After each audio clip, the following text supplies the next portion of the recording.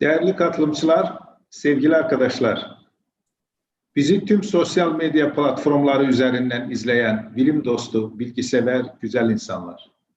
Herkese iyi akşamlar.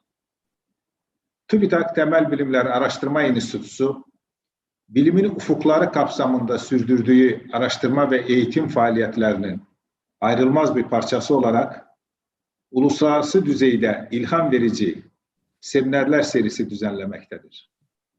Temel bilimin çeşitli alanları ile disiplinler arası alanları kapsayan ve ülkemizin ve dünyanın dört bir yanında ilgi odağına çevrilen bu etkinlikler en üst düzey ve yenilikçi bilgilerin tartışıldığı ortamlardır.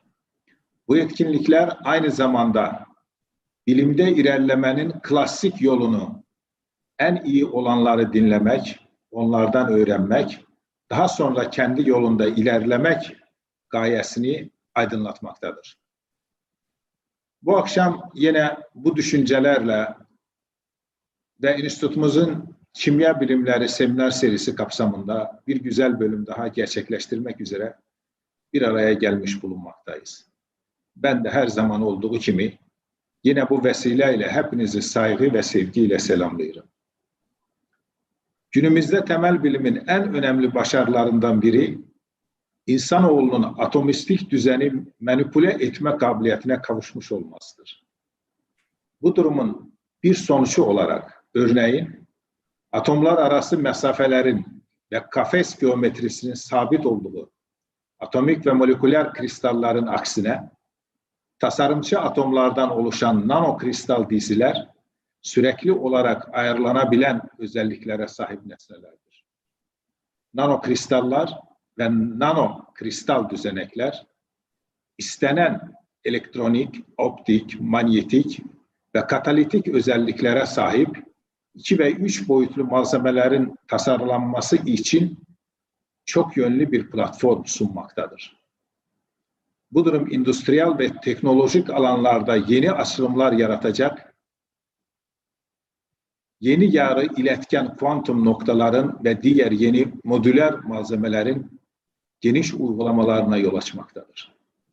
Bu akşam bu konuları kimya bilimleri perspektifinden ve konunun dünyaca ünlü uzmanı ABD'deki Chicago Üniversitesi'nden Profesör Dmitri Talapin'den dinleyeceğiz.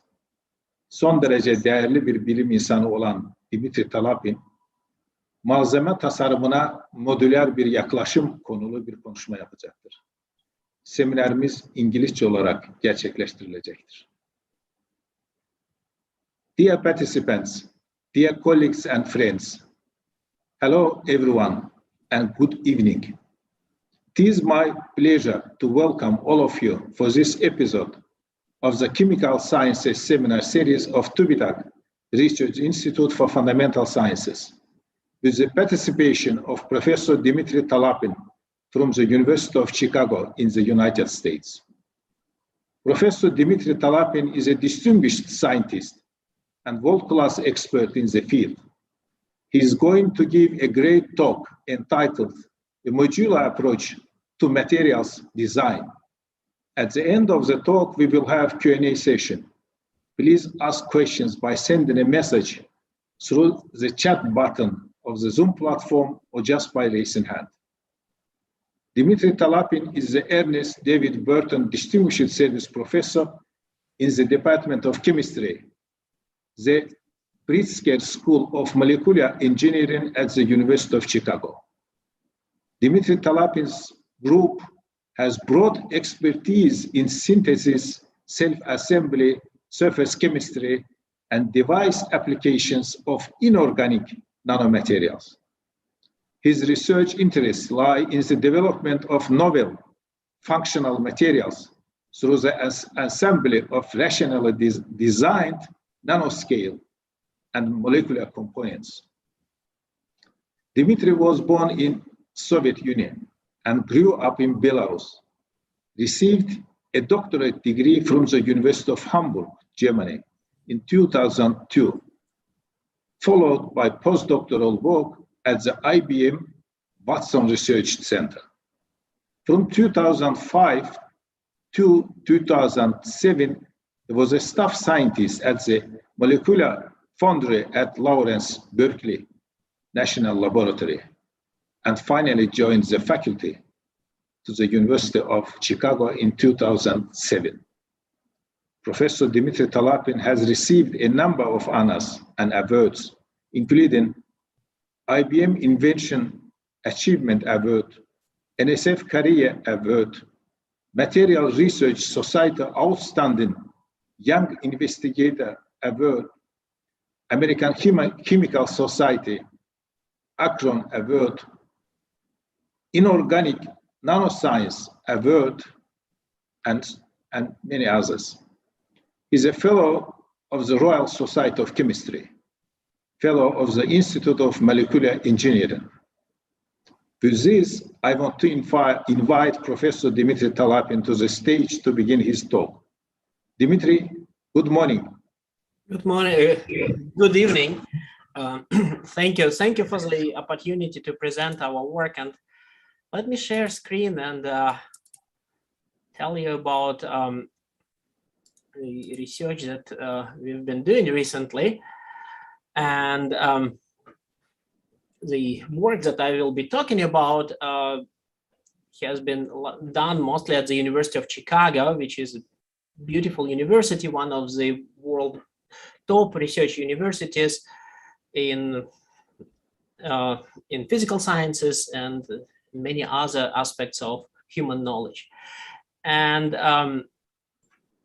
our outline for today will be largely focused on three topics. First, I plan to talk about or discuss the different chemical approaches that my group has been exploring to achieve atomic or come one step closer towards the atomic precision for materials design at the nanoscale, for nanoscale engineering. And second topic will be more also broad discussion of what we can and what we cannot synthesize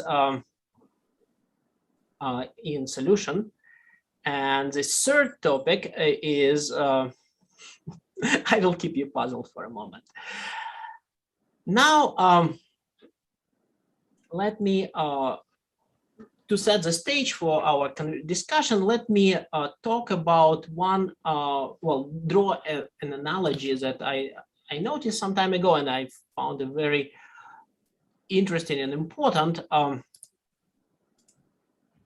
is that materials that I will be talking about, or more specifically inorganic nanomaterials, are close cousin to organic macromolecules, and in many ways, in terms of applications, in terms of fundamental principles governing their synthesis and evolution, we can learn from the work that has been done previously in design of polymers. And probably one of the important and fundamental questions with design of macromolecular systems was, to what degree can we control synthesis of the polymers? And it was a big intellectual leap for chemistry community to move from or accept that we can have something, materials with no atomic precision, but still very useful and understandable. But then in the later decades, a few decades, organic chemists started playing with ideas, how can they bring atomic precision even to such giant molecules like polymers. With nanocrystals that are built of hundreds of atoms, we can now design, well, we come into same questions. So, and let me show you a video of a typical synthesis of colloidal nanoparticles. And we have two solutions, one in the syringe, one in the flask, mix them together, they change color, and in a few minutes we have nanomaterials. And a lot of important and complex phenomena are taking place during these few minutes, or sometimes few seconds. First, our molecular precursors, our molecules react and go through the very complex nucleation process.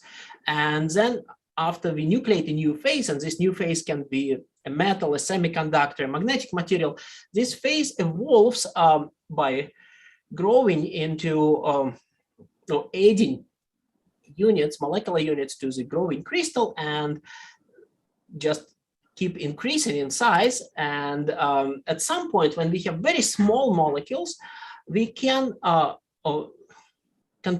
isolate small crystals, we call them clusters, with true atomic precision. But when we move past certain size, typically hundreds of atoms, we lose ability to control this material matter with atomic precision. So just adding a unit, structural unit, removing structural unit does not change free energy or chemical potential, and we cannot use thermodynamics to do it.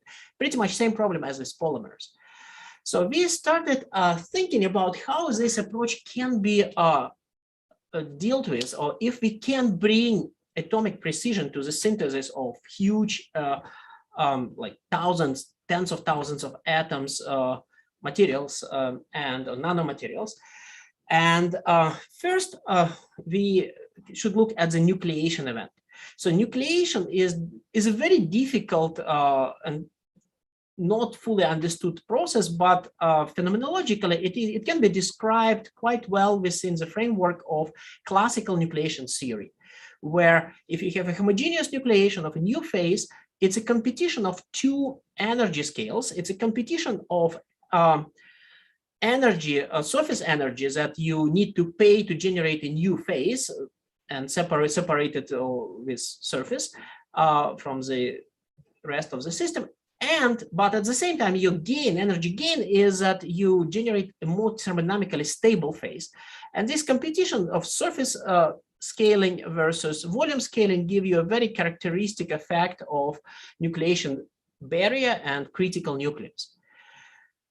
And in the recent years, there were several interesting developments along this line, where it has been first noticed by the team led by David Norris at ETH Zurich, where if in the pre-critical regime, the system can undergo interesting fluctuation, can undergo fluctuations that kind of force the pre-critical nucleus into anisotropic shape, and then the system can choose two different nucleation pathways.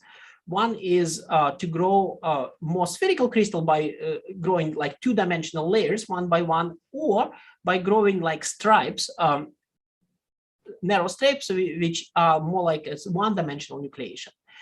And we generalized this approach and constructed potential energy surfaces describing this effect of nucleation in the formation of anisotropic nuclei. And we have shown that this effect, that in addition to classical nucleation barriers that described by classical nucleation theory, there are also this potential energy surface has pathways or valleys that lead to metastable products that, and these products can be atomically precise, like wires or two-dimensional platelets, or if you have enough energy to climb full activation barrier, you can grow to three-dimensional crystals. And it can be demonstrated by solution synthesis or fine-tuned solution synthesis of different systems. For example, you can start with zinc precursor and selenium precursor and react them, and depending on temperature, this system can navigate different pathways on this free energy surface, along this free energy surface, and same material with cubic unit cell will form one-dimensional atomically precise wires, or two-dimensional platelets with atomically precise thickness, or something or like more like three-dimensional structures. And that has been best, I think, optimized to date for growing, for finding these valleys leading to two-dimensional structures that have electronic structure of quantum wells. So they're colloidal quantum wells, but they have true atomic precision along the thickness. So we can make, and it's a chemistry, so it's solution synthesis. So you can make grams, kilograms, you can scale it. So these can easily go into commodity materials. And since, and we can here control dimension or size of the structure with true atomic precision only along one dimension, the smallest dimension, the thickness. But in the system, in the strong quantum confinement regime, it is the dimension that fully controls the electronic structure of the system. And as a result, we can make a very materials with very sharp ensemble emission lines and very interesting material systems. But if we want to turn it into a complete methodology for growing like really truly complex structures, or just trying to mimic material complexity of the material systems that people can grow by molecular beam epitaxy, for example, we need to couple this atomically controlled nucleation to ability to grow systems with atomic precision following the nucleation event. And that has been accomplished by taking an inspiration from the process used in pretty much every CMOS semiconductor foundry and almost every clean room, known as atomic layer deposition. So well, in semiconductor technology, we routinely use a process called atomic layer deposition, where you can grow conformal layers of, for example, oxides, and that is used in transistors to grow so-called gate dielectric layers. And the way how you can grow this from gas phase in a very conformal way is to split the reaction into two complementary half reactions, where each reaction is self-limiting. So you grow one monolayer, then you grow another monolayer, then you grow yet another monolayer. And we developed an analog of this process that can be done in solution, not in gas phase. And that allows you to grow heterostructures, semiconductor heterostructures with starting with our atomically precise substrates, and then add one layer at a time, atomic layer at a time, and grow nearly arbitrary sequences of atomic layers in solution. And, for example, synthesize like epitaxial stacks of multiple quantum wells separated by barriers that are also engineered with close to atomic precision, so, or more accurately, atomic layer precision. And this is an example of cross-sectional transmission electron microscope image of a triple quantum well heterostructure synthesized in solution. And we have many of them synthesized simultaneously. So, and again, if we need kilogram of these structures, they can be made. And that was probably one of the first, if not the first, example of structure of kind of materials that have complex materials grown with close to atomic control. And it kind of brings us one step closer to ultimate goal of that we can formulate as like building digital nanomaterials, where we control systems down to atomic layer, and we can now map physical principles like band gap engineering, interface engineering, strain engineering onto experimental observables like line widths, quantum yields, or G rates, and engineer materials with superior properties. So it's just as a first steps down along these lines is we demonstrated some time ago the ability that we found that these materials can act as an excellent optical amplification, optical gain medium, and for lasing. So we all know that quantum wells are really good materials for lasing.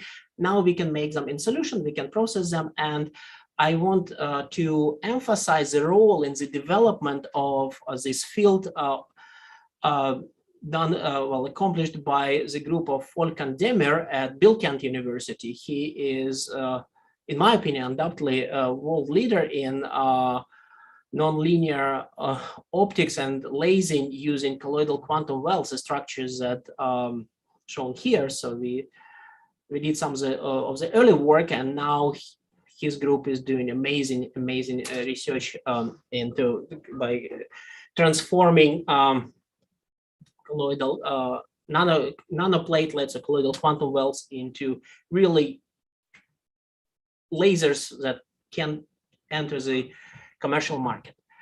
Now, we are now going after even more complex phenomena, such as if you have a multiple stacks of multiple quantum wells, you can generate new quantum states of matter. You can couple excitations in different quantum wells to same optical field, and we see some early, some spectroscopic signatures of superfluorescent response where the individual quantum wells in our epitaxial stacks sensitized in solution can couple together and act as a single quantum system, preserving phase coherence between, involving multiple chromophores, multiple quantum wells. So, and it's just a kind of first steps of the exploration, because whenever you have a platform for material design, you can make, it typically leads to interesting developments. And, but now let me switch gears. And I'm afraid that I painted too optimistic picture. So it looked like we can synthesize materials with nanomaterials with true atomic precision. So maybe it's the game over and we can we solved all the problems. And not really. So everything that I told you about, showed before, worked for one particular class of semiconductors, so-called 2,6 semiconductors, so-called cogenide semiconductors. And there are many other materials that are equally or even more important, such as gallium arsenide, gallium nitride, and and it's very difficult, if not impossible, to make these materials by solution chemistry. The problem is that you probably remember that video that I was showing you, a video of synthesis, and that time I didn't show you, gave you full detail. And this flask was preheated to 370 degrees Celsius. He had the solution preheated to 370 degrees Celsius, and this is probably the highest temperature, very close to the highest temperatures that we can achieve before solvent starts falling apart. It's the highest temperature for organic, so close to highest temperature achievable for organic solvents reliably. And if we now compare it to the temperatures that we use for chemical vapor deposition synthesis, for example, of gallium arsenide or gallium nitride, it will be very far away from what we need to achieve in order to get perfect structural perfection of to achieve structural perfection, to heal or anneal defects and grow high quality, like these extremely important 3,5 semiconductors. So it shows you, highlights the limitation of solution chemistry as a field. So we cannot operate at the temperatures that have been previously identified as optimal for synthesis of some of the world's most important electronic and optoelectronic materials. And that led us to think about possible solutions to this problem. And if we can move, if we can make phases by solution chemistry that require high temperatures. And that probably the most thermally stable solvents I can think of would be molten inorganic salts. And we moved in and we started playing with molten inorganic salts as solvents for doing colloidal chemistry several years ago. And to our surprise, it was the very first examples, to the best of our knowledge, of demonstration of colloidal stability in molten salts. And these are arguably some of the first examples of colloidal dispersions in molten inorganic salts. And in fact, just as a side comment, you probably think that when we think about molten salt, you probably think about something like liquid molten sodium chloride, and that melts at around 900 Celsius. And it's not required to be that high temperature. So, for example, there are molten salt eutectics that melt at temperatures like 100 degrees Celsius. So you can even do quite high precision chemistry using this molten salts. And I was asking myself around that time, how comes that this colloidal stability in molten salts has not been discovered like 100 years ago? Because molten salts have been around, small particles have been around, smart people have been around. And the only rational explanation of why it has not been done before, to me, was that still even the fact of stability of colloidal stability in molten salt goes against all our current knowledge of what you need to have a colloidal, to form a stable colloidal solution. The idea here is that if you want to make a colloidal solution dispersion, you need to have pair interactions, pair potentials net repulsive. So your particles or whatever else you have in solution, when the two particles come close together, they should feel repulsive potentials. They should not aggregate. And there will be always attractive component to the potential, van der Waals attraction, and you need to have a repulsive term that is stronger than van der Waals attraction. And that in molten salt, since it's a very polarizable medium, for example, the TBAE screening lens, if we define it classically, it will be on the order of 1 angstrom. It's extremely concentrated electrolyte, and that's why electrostatic repulsion, AA repulsion, will always be inferior to van der Waals attraction. So these colloids should not exist. They should aggregate and fall down at the bottom. And but they do exist. And in the recent years, we try to understand what is going on, and we are doing a lot of computational work and hard X-ray analysis and modeling. So, and the picture that is emerging that in the molten salts we have a new, qualitatively new type of colloidal stability, or type of pair potentials and interactions between particles, between nanocrystals. So in the dilute electrolytes, we are in so-called TBAE regime, where potential drops exponentially into the solution. But if you move towards molten salt, extremely dense concentrated electrolytes, you switch to a different regime, which is based on long-range ion correlations, and potential is now not exponentially dropping into the polarizable medium, into electrolyte, but starts oscillating. And you have a transient layering of cations and anions next to the surface, and that we can see in a frustrated Ising model analysis, or we can see in molecular dynamic simulations. And what is most important, we can see also this effect in hard X-ray pair distribution function analysis studies. And so it looks like this surface templated restructuring of molten salts is emerges as a new type of colloidal crystallization, and that's work in progress. Of course, there is a lot of puzzling pieces here, but let me maybe jump to practical aspects of it. What can it do for a synthetic chemist? And there are many systems, as I already mentioned, that cannot be synthesized by solution chemistry, or could not be synthesized by solution chemists, despite numerous attempts over past 30 years. And examples of these materials would be some gallium arsenide, gallium and ternary systems like indium gallium arsenide, indium gallium phosphide. And those are important materials, like world best lasers made out of gallium arsenide, or indium gallium arsenide InGaAs is a best material for near infrared applications, and so on.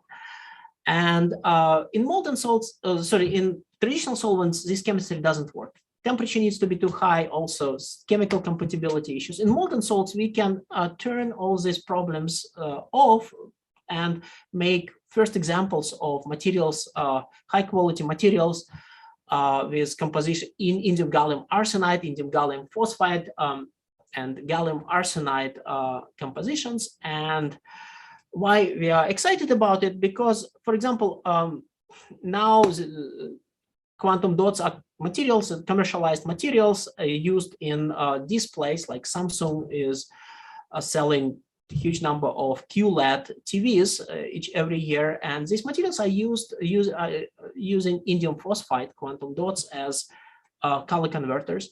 And indium gallium phosphide is a more thermodynamically stable phase. It's a beta phase, so we are now working together with Samsung to evaluate if these materials, new materials that have been sensitized in molten salts, can be a better option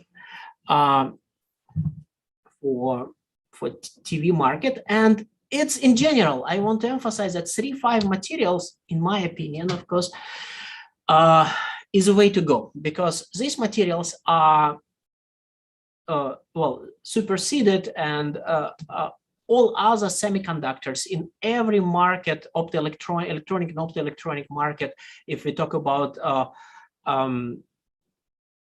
performance.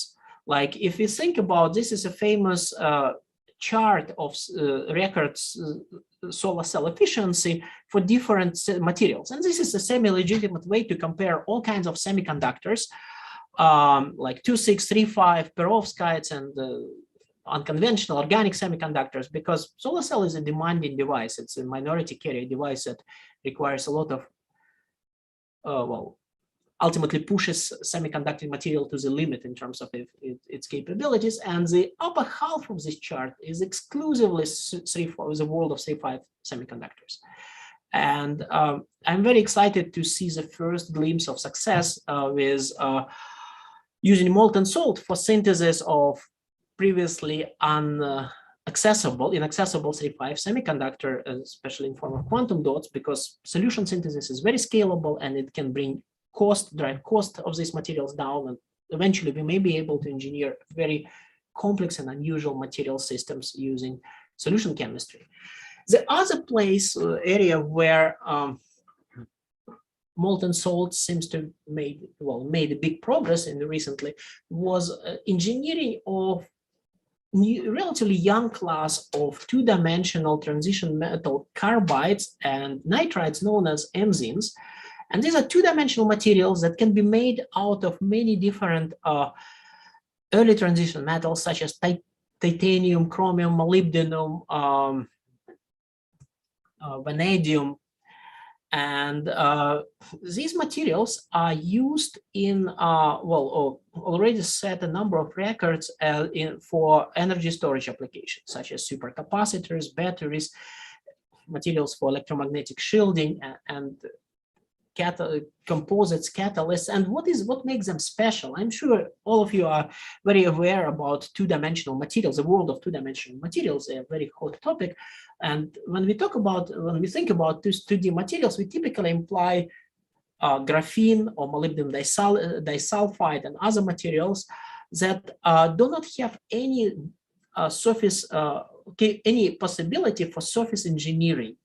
And MXene in this respect is unique because it's a 2D material with surface chemistry. So each surface atom has chemical access to, can be accessed chemically and form equivalent chemical bond that can be used to attach different groups and control chemical reactivity, stability, properties like energy storage properties.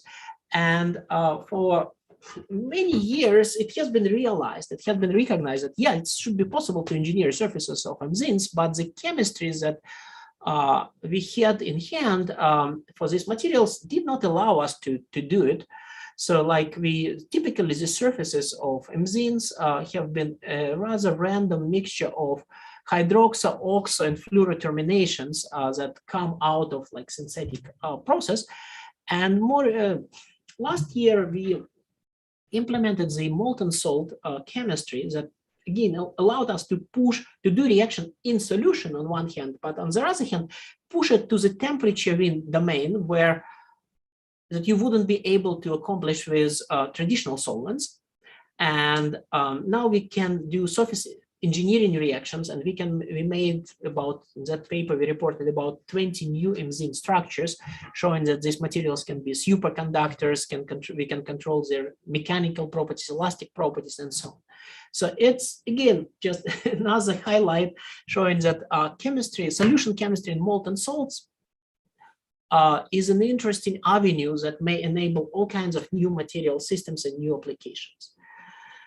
Now let me switch gears and briefly talk about, well, to moved beyond the engineering of individual nanostructures. So I've been talking about nanoparticles, now MXenes and these are, we can consider them as the functional bricks of nature, that they are the smallest units that carry function, like a metal or semiconductor. If you have like one gallium atom and bonded to one single selenium or arsenic atom, it will not be gallium arsenide.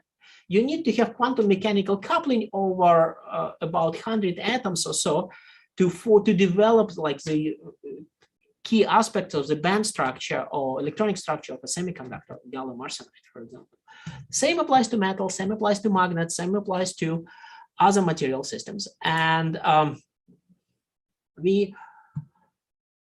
in many ways, nanomaterials are these functional bricks of nature. Bricks, the smallest brick of a semiconductor, the smallest brick of metal or catalyst or magnet and so on. Now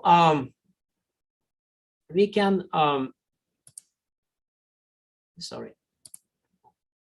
now we can, next question is how can we build with these bricks? So whenever,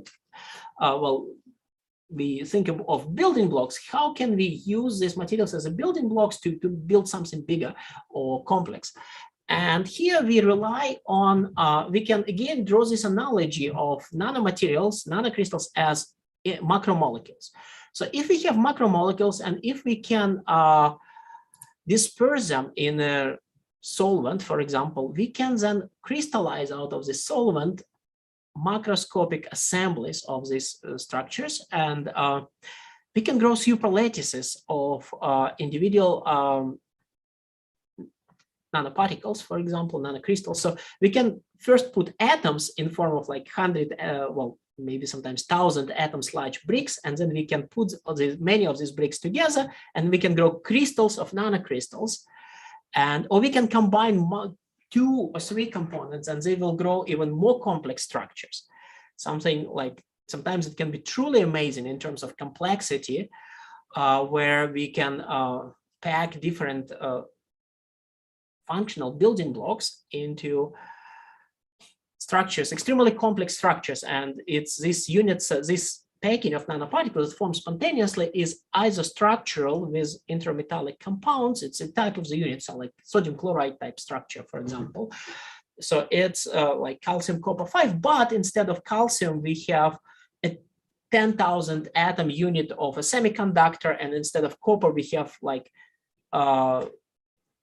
8,000 atom large unit of a ferromagnet or catalytic material, plasmonic material. And we can grow different structures, they can pack together, and they can form amazingly complex assemblies, amazingly complex structures, not only crystalline sometimes. Sometimes, this was the first example, like this structure is the first example of quasi-crystal.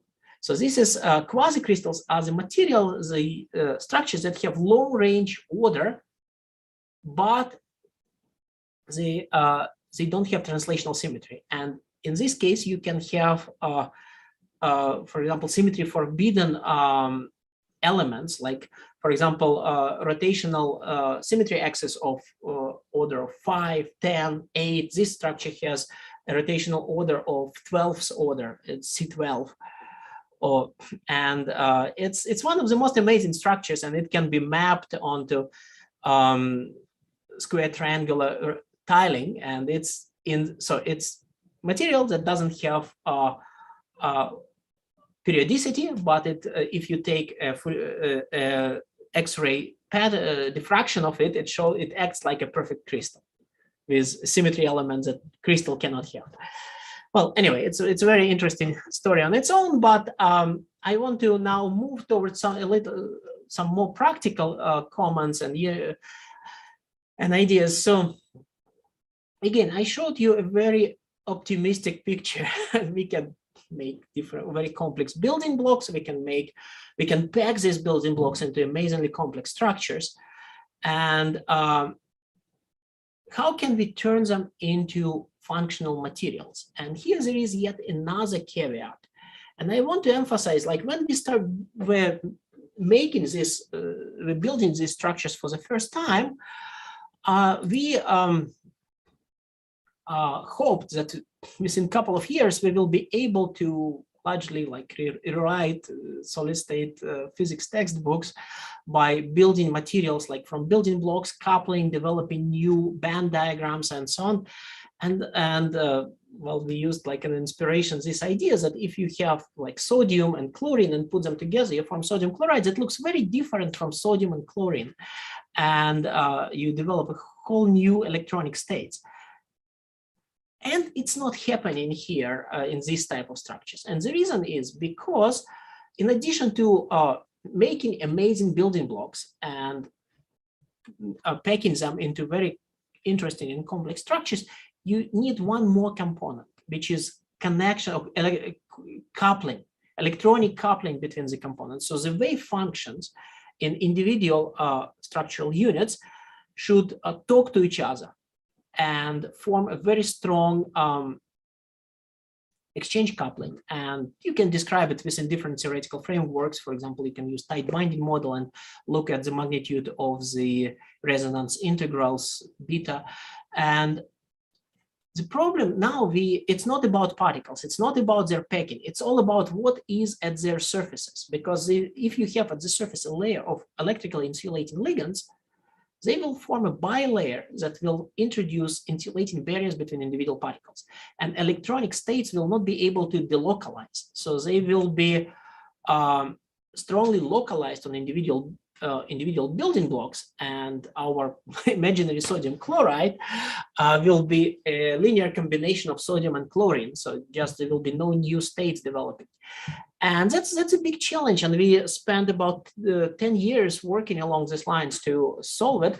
But and we had to completely rethink the idea of how we engineer surfaces and surface ligands and surface interactions, and that led to the development of the concept of inorganic surface ligands for nanomaterials. So we developed, we and others, of course, now many people joined this field and did amazing work along these lines. But the idea here is how to design something that will be able to provide colloidal stability, so we can make materials and handle them in solution. But after you form a film, you form active components of electronic and optoelectronic devices, how can you make neighboring nanocrystals, so individual nanocrystals talking to each other? And that you can do it through engineering, different types of engineering of surfaces and using inorganic chemistry, inorganic methods. And that led to very significant improvements of coupling, like, for example, conductivity of gold nanoparticles with organic ligand. If you compare it with gold conductivity of same particles with inorganic ligands, the difference will be about on the order of 12 orders of magnitude. So it's a huge effect. So it's a huge improvement of coupling, and materials started entering into so-called strong coupling region. And that leads me to more like practical aspects of what these types of materials can be good for.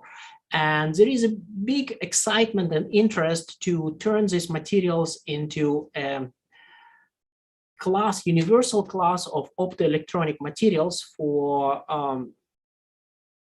where we can start with inks, nanocrystal inks, and rely on solution deposition or printing or other methods and involving mild processing, and make active components of electronic and optoelectronic devices.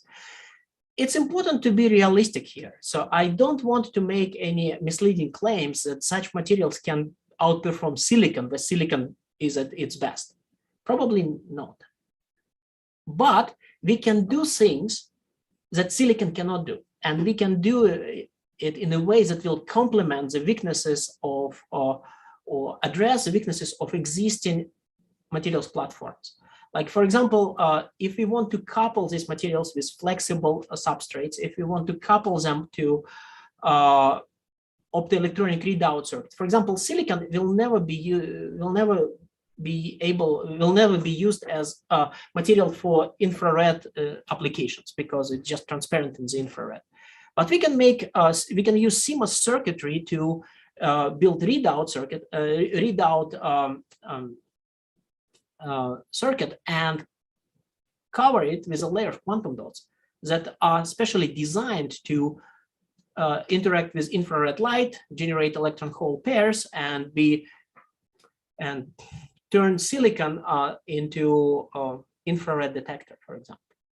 And you also cannot make laser out of silicon because it's indirect via semiconductor, but we can complement it with quantum dots that are direct gap, really good. And this idea of cross-platform integration is a very powerful concept that can be implemented with quantum dots. And overall, there is a lot of work these days, both within academia and in industry, exploring practical applications of nanomaterials. And here I'm talking about one small subset of nanomaterials, quantum dots, semiconductor quantum dots, for real world applications. And one big area led by companies like Samsung, TCL, and Philips, using quantum dots in light-emitting diodes. And these materials are viewed as a big competitor and legitimate competitor to OLED technology, organic LEDs.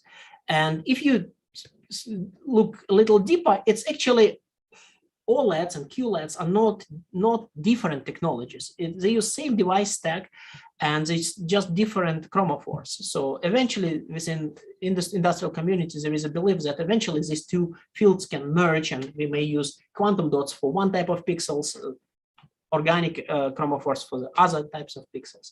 The other area where these materials can be very interesting is infrared and near-infrared detectors, where you can make your inexpensive CCD camera sensitive, or CMOS camera chip sensitive to infrared. And there is a lot of interest from smartphone manufacturers for this.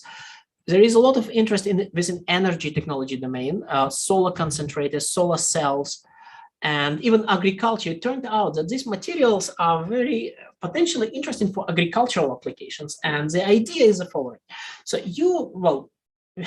leaves are green because they have chlorophyll has an absorption band in the orange-red part of spectrum, and they have an absorption deep in the green. And if you, in a greenhouse, install these layers where quantum dots, and here you need to look for non-toxic quantum dots, of course, and inexpensive in polymer matrix, and they can be designed, these layers films can be designed that they absorb full sun spectrum and convert it into red-orange light that is spectrally tuned to the absorption band of chlorophyll. And that, based on current experiments, studies, it significantly increases the crop yield. And so you see, it's a huge parameter space to innovate from the practical points of view. And my lab spent quite a lot of time working on different all-inorganic nanocrystal devices, implementing ideas that we developed for surface engineering to achieve good electrical conductivity. And within this domain, nanocrystals can be used for solution processed solar cells, thermoelectric materials, optical gain media, and field effect devices, infrared detectors. And again, I by any means, I don't want to say that it's a small community, especially now when industrial players join the game. There is a growing consensus, or probably already established consensus, that these materials, semiconductor quantum dots, do provide a versatile and competitive platform for optoelectronic devices. And the state of the art is that at the level of individual device, like single LED pixel or single transistor or single detector pixel, we are very competitive. The field is these materials are very competitive to other optoelectronic materials, especially solution processable. But that's not where we want to be ultimately. we want to move towards the systems level. So nobody cares. Well, the market for a single LED pixels, single LEDs are much smaller than the market for displays, for example. And same, you don't need, except very niche applications, individual infrared detector pixel, you want to have a camera, infrared camera. And that brings me to the next level. And that was a missing part a few years ago when we looked into this. So we need to find the ways how to not only make devices, individual devices out of semiconductor quantum dots, but also how to make complex systems, how to pattern them. Like realistically, if we draw analogy with silicon technology, what made Moore's law and modern optoelectronic, modern semiconductor electronics possible is development of and evolution and of lithography. And well, that the next part, the last part of my talk today will be about what we call dolphins, and it's the method that our group has developed a few years ago called direct optical lithography of functional inorganic nanomaterials, so dolphin. The idea was that if you have solution materials like quantum dots, you want to pattern them, you want to make a complex circuitry out of them or array of display pixels, you have different, you can use different methods. You can do inkjet printing, you can do transfer printing, and every method has advantages and disadvantages. And it's very important to be, again, realistic about what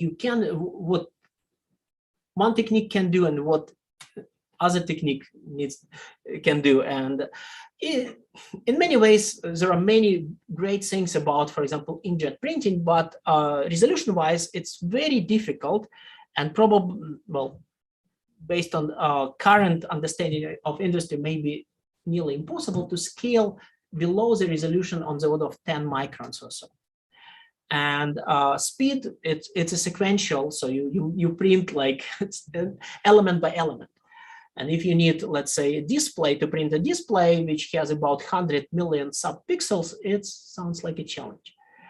And on the other hand, in modern semiconductor technology, we heavily rely on lithography. Lithography used photopolymers that used as photoresists. And then if you make a layer photopolymer, you can expose it through locally through the mask to UV light, and this exposure changes chemical properties, and you selectively dissolve exposed or unexposed regions. And then you can deposit and pattern materials. And that works very well for vacuum deposition techniques. For solution deposition, it turned out, like for quantum dots, it turned out to be not particularly efficient for two reasons. First of all, capillary forces redistribute material when you have a layer of photoresist with opened windows, and then you spin coat, let's say, a layer of quantum dots or other solution processable materials. There will be huge capillary forces. And photopolymers often swell in solvents, and there are technical challenges. And we developed, to address these challenges, we developed a cousin to traditional photolithography that we call dolphin. And the idea is to avoid using photopolymers, photoresists, but instead use design surface chemistry of nanoparticles to act as photoresist. So the idea here is that we can coat a layer of quantum dots and then expose them, and then exposed or unexposed regions, depending how we design the chemistry, will allow us to remove selectively exposed or unexposed areas. And then when we repeat it multiple times, we can make in parallel. Like what makes photolithography such a powerful technique is that it's a huge parallel process, and you can define billions of circuit elements in a single step. And so that's something that now we can do with quantum dots, and that is that required a bit of chemistry. So we designed different surface chemistry, surface engineering of chemical engineering of particle surfaces, utilizing different chemical strategies. One of the strategies can be so-called photoacid generators that are used in traditional photopolymers, but now we specially design them to interact with nanocrystal surfaces. You can also use some different types of surface ligands, and in this case, we designed surface ligands that molecules that you attach to the nanocrystal surface. When you illuminate it with light, it just undergoes excitation, optical excitation, and that leads to photochemical decomposition. It just falls apart. And there are many other methods, in fact, that allow you to engineer nanoparticle, to make nanoparticles photochemically patternable using either deep UV light or eye-line radiation, or even very inexpensive of 400 nanometer radiation. And in this case, again, it's very important. There is no solution that fits all needs. So it needs to be tailored to particular technology, to particular limitations, particular restrictions, and sometimes cost is a limitation. And then we can use very inexpensive materials and inexpensive patterning techniques. Sometimes resolution is a limitation, and then we sacrifice cost, but go after more sophisticated methods. Like, for example, we can use E-beam, electron beam patterning to make a really, really high resolution, directly patterned inorganic nanostructures. But I think what is exciting is that this type of chemistry works, or this type of approaches like Dolphin works for pretty much every material that can be synthesized by solution chemistry, like metals, oxides, semiconductors. Most recently, we published a work when we photochemically patterned perovskites, and many other materials. And practically, you can do it for designing of optical photonic elements, and optical gratings, for example. You can pattern field effect transistors. You can pattern optically transparent field effect transistors, for example, to drive individual pixels of LED screen. You can pattern something that probably most recent work, and something that I believe may be really important, is there is a big challenge in patterning quantum dots for certain types of displays. And in displays, the type of technologies that you want to use during the manufacturing workflow depends on what display, what is the form factor of your display. Like if you talk about huge displays, like large screens, the subpixels typically on the order of 100 microns in your TVs that you have at home. And that size, for that size, you probably should rely on inkjet printing because it has many advantages in terms of material usage and so on. But if we go towards displays for small applications like smartphones, consumer applications like IR, VR applications, micro displays, where display is tiny, the subpixel is smaller than 10, so it's significantly smaller than 10 microns, and it cannot be printed. We need to look for different methods, and we just recently reported a method that allows patterning, high resolution, like micron and submicron patterning of pixels of active operational quantum dot light emitting diodes. And well, to summarize, it's kind of building and growing that what we can call like Dolphin ecosystem.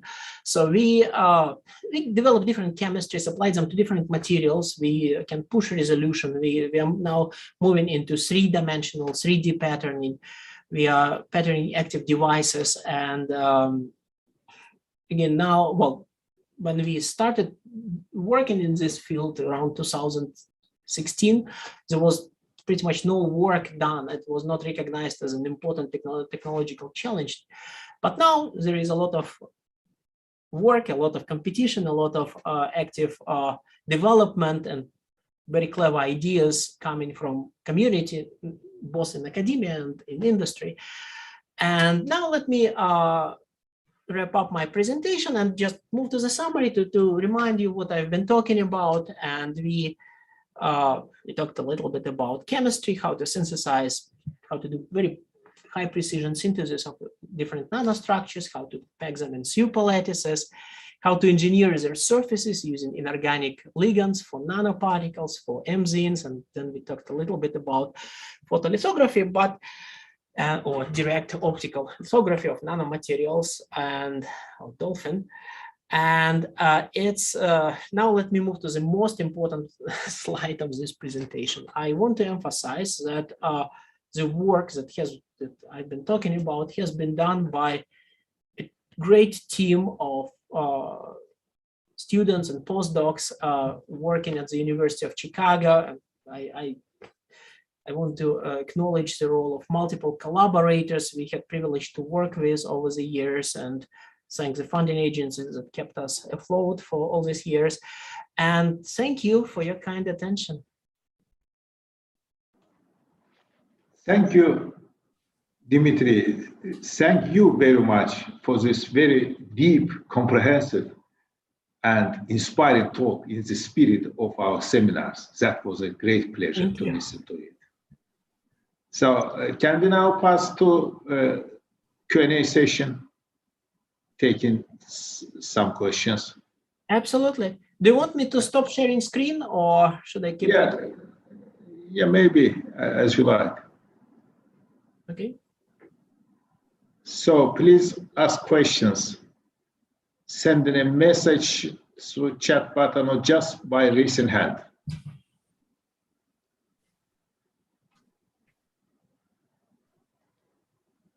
Dmitri, perhaps I can ask the first questions. Participants are preparing questions I can ask directly. Have you tried to construct using this functional Greek metamaterials? Are you talking about optical metamaterials? Metamaterials is a very broad field. One area that we are currently exploring and working on is to use dolphin type methods for building meta surfaces for so-called meta optics, where by designing, by patterning like dielectric coating, you can control a spatially controlled phase of electromagnetic wave, and just build lenses and build other optical elements that are strictly two-dimensional, like 2D. This field is called 2D optics, and or 2D photonics. And the idea here is that, in fact, well, in principle, it's possible. There is a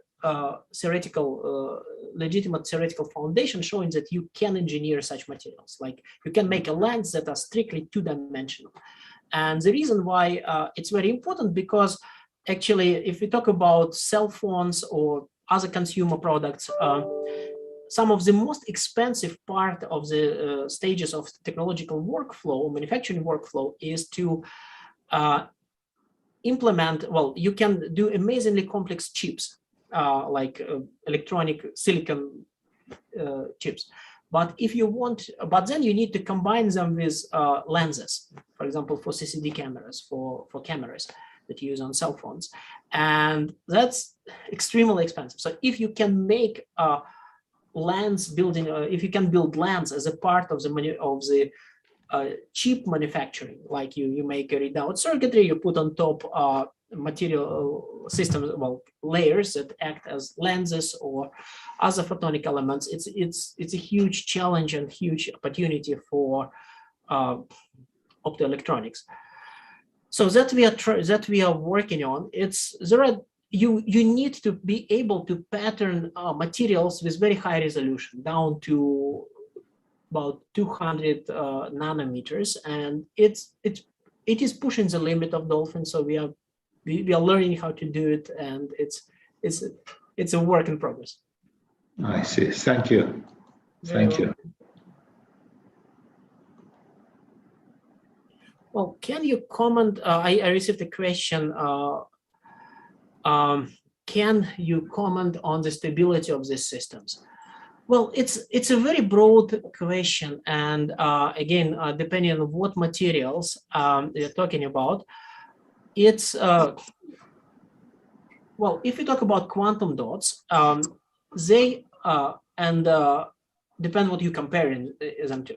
Like one reasonable or legitimate competitor to nanomaterials are organic molecules, like organic dyes or laser dyes, and quantum dots are more stable. They have been in the early days, they have been introduced as a higher stability, more stable replacement of organic chromophores, of organic dyes. If we talk about device stability, like for example, lifetime of OLED versus QLED, currently OLEDs are better. And the reason, the belief is, at least within industry and academia, is that just we are about 10 years behind, well, this field is quantum dot field is about 10 years younger than OLEDs. And if you look into what OLED community was doing during past 10 years, was working on improvement stabilities. So we are trying to learn, we are trying to catch up and reduce the gap. And intrinsically based on how we understand the degradation mechanisms, nanomaterials should be better. And yet to be shown, because many technical aspects need to be solved. So there are examples of nanomaterials that are not stable or experience serious stability issues, and metal halide perovskites is one of those that need to be, well, that community is currently exploring how to make them more stable. Yeah, it's a very broad question. Thank you. Also, John, please come. Yeah, actually, I just type on the chat area this stability question. This solution chemistry is really attractive, but I see the one issue is the stability. That's why I just raised that question.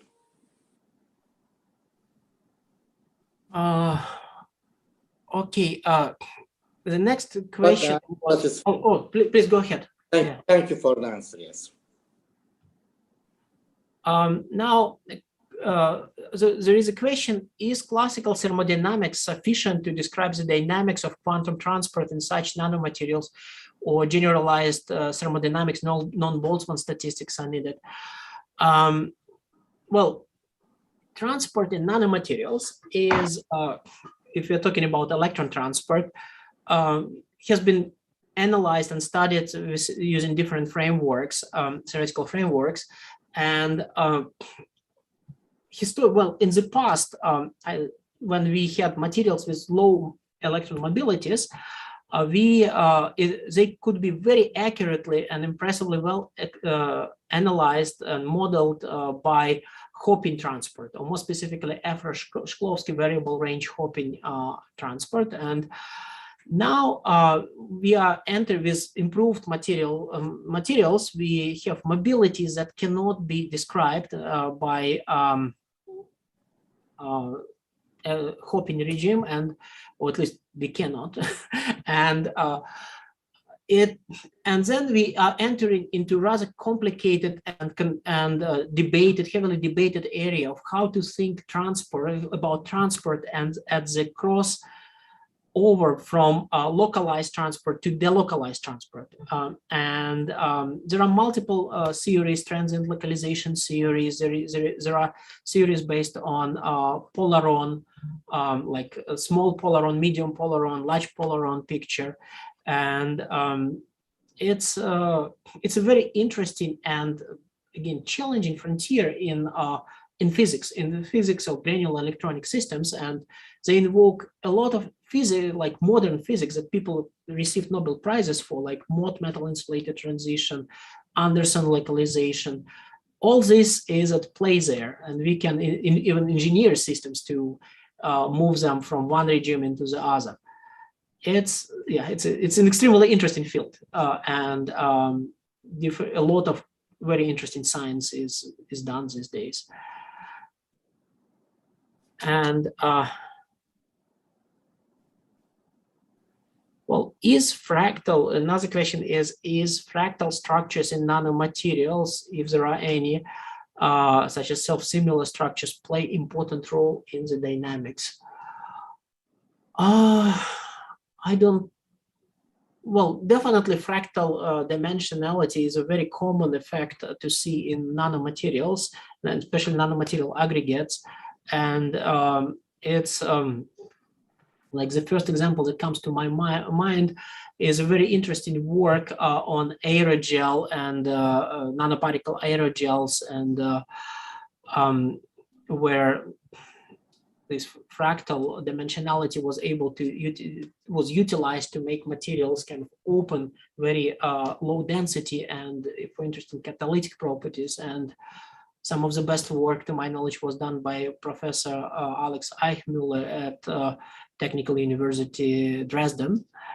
And yeah, so it's definitely possible. And something why I'm so excited about nanomaterials, that it's such a versatile field that you can, if you work in this domain field for many years, you can touch almost every aspect of modern physical sciences and probably biological sciences.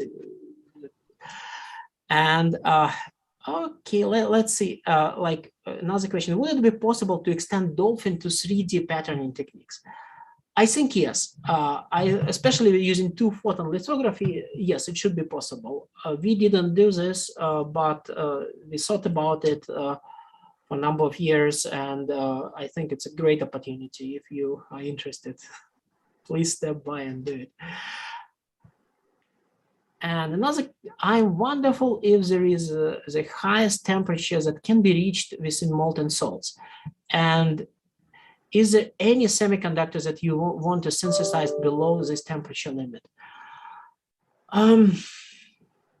Well, I think it should be not a problem to achieve high temperatures using molten salts, because they will not break apart, they will not chemically decompose. The problem is that it's difficult to maintain particles without sintering and without aggregation or growth through Ostwald ripening at very high temperatures. So we are currently kind of fighting with a compromise that, well, for 3.5 materials, for 3.5 semiconductors that we are working with, the optimal temperatures that we use are in the regime between 400 Celsius and maybe 550 Celsius. So occasionally we would like to go higher to higher temperatures to explore even those even more extreme conditions, more extreme situations. But for 3.5 semiconductors, it's not molten salt, but the semiconductors themselves start undergoing unwanted chemical transformations. And it's such an early field and such a different from all other activities. So we need to learn how to control this process and even what determines stability in molten salts at high temperatures. But molten salt itself, I don't think is a limitation from temperature point of view. Thank you. You're very welcome. So, more question, please. So it seems that there are no more questions. Dmitri, perhaps if you want, please give your final comments, and then we can close the session. Okay, well, thank you for the invitation, and come to you. Well, if you are interested to have a great career, especially for young scientists, think about University of Chicago. It's a great place, one of the best places to study or work, and we are looking for talented people, and I would like to express a welcoming note to consider University of Chicago as a place to do science. And I'm very impressed about science that is done in your country. again, some of the best work in nanoplatelets for synthesis and lasing, and very recently there was a very beautiful work on patterning of nanoplatelets for lasing application was done by Volkan Demir at University of Bilkent, and I saw many other great works coming from Turkey these days. Thank you so much. That was a great pleasure for us. We will also waiting for you in person to take participation in our summer schools on other activities, or just as a visiting science. So when this coronavirus situation will resolve finally. So for the time being, please take care of you, and we hope to meet you in nearest future here in our country. Absolutely. Thank you. Thank you for the invitation. Thank you. So bye. Bye.